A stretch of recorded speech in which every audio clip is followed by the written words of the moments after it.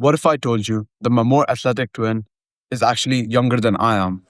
Well, you must be thinking, well, yeah, he probably eats better and also exercises. But that's not what I mean. He has quite literally aged slower than I have. But how is that possible? It's not biology, nor is it magic. It's actually physics. It's Einstein's special relativity. And do I really have a twin brother, or did I make it up for this example? Well, in this video, I'll do my best trying to answer both of those questions. Let's first tackle the more important question. To put it simply, my twin brother has aged slower than I have because he was moving much faster than I was. Einstein's theory of special relativity defines the cosmic speed limit, which you may have guessed it is the speed of light, which is roughly 300 million meters per second. When you compare that to the world's fastest car, which only reaches a max speed of 139 meters per second, or even the world's fastest man-made object, which was NASA's Parker Solar Probe, it only reached a mere speed of 191,000 meters per second, which when you compare to the speed of light, which is 300 million compared to 191,000, it's not even close. So Einstein basically told us that this cosmic speed limit cannot be broken. You just aren't allowed to. Even if you tried to cross the speed limit, it's not possible. You can't do it. But why does it matter? We can't even get close to it. Barely. As I said, the top speed that humans have achieved is 191,000 meters per second. So why does it matter? It matters because it is the speed at which you travel through space which determines how time stretches for you. Space and time are connected. Therefore, in order to ensure that nothing breaks the speed limit, space and time have to bend accordingly. Now let's try to understand that better with a really famous thought experiment. Imagine you're in a train with a stopwatch. On the ceiling, there is a mirror, and directly beneath it, parallel to it, is another mirror. You have a laser pointer. With this, you shoot a beam of light perpendicular to any one of the mirrors. You would notice that this beam of light bounces up and down in a straight line. Now let's say for each tick on your stopwatch, this beam of light bounces once. So for one tick, it bounces on the ceiling, and then for the second tick, it bounces on the floor.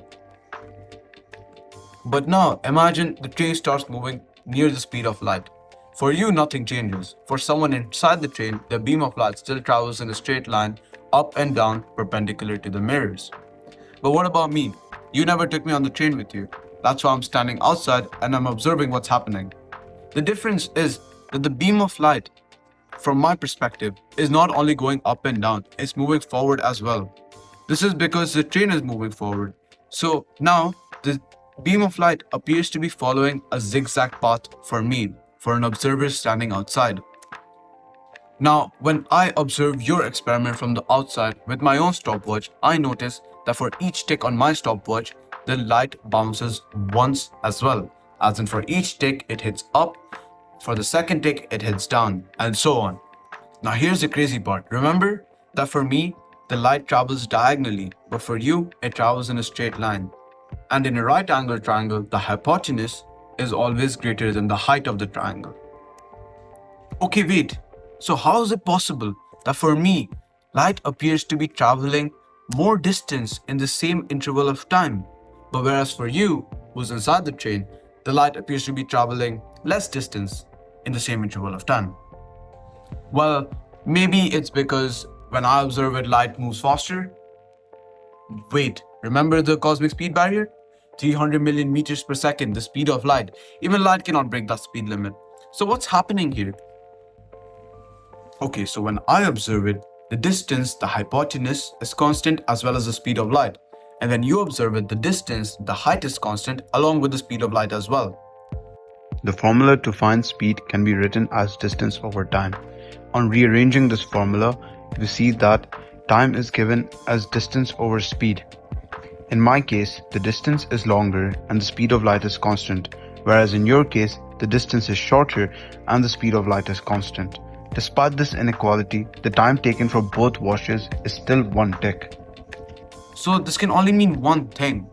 It means that time is moving slower on the train than it is moving outside for someone who is standing still.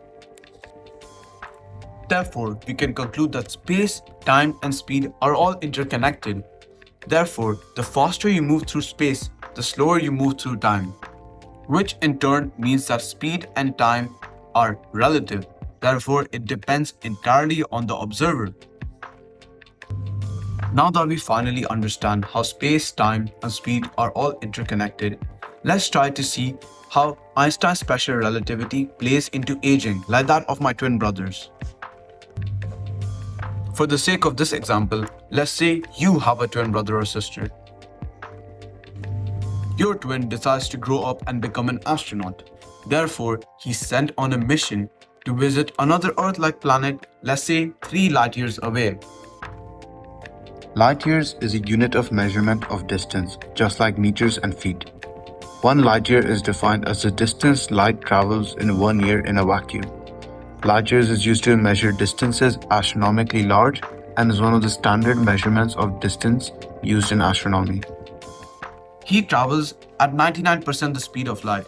Therefore, roughly it would take him 3 years to reach the planet and another 3 years to come back.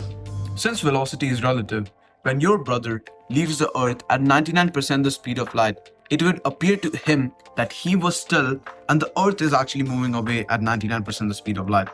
But to us, it appears that we are still and it is him or her who is moving away at 99% the speed of light.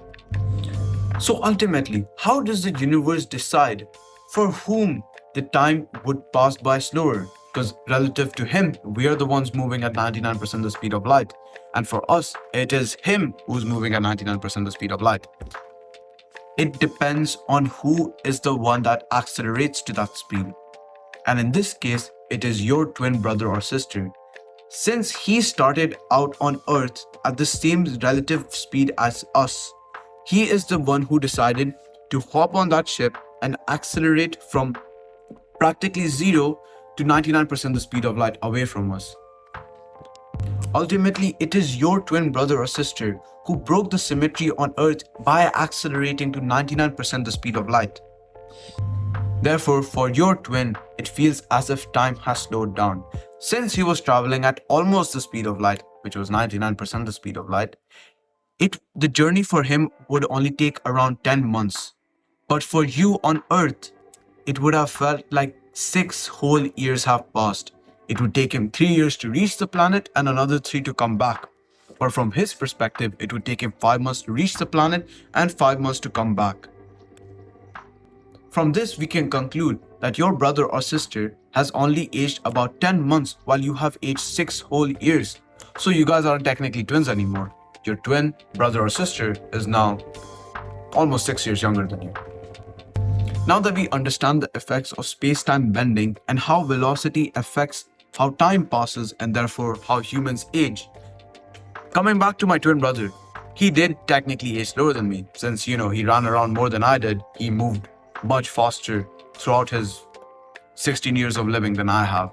But my example was really exaggerated because it practically makes no difference. Me and my twin brother would still be 16 years of age.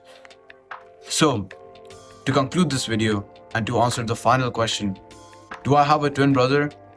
No, I lied. I made that up for the example. I don't have a twin brother. In fact, I have an older brother, but I made that up for this example and it was a really exaggerated example. Technically, my twin brother would be younger than I was, but that's not the case.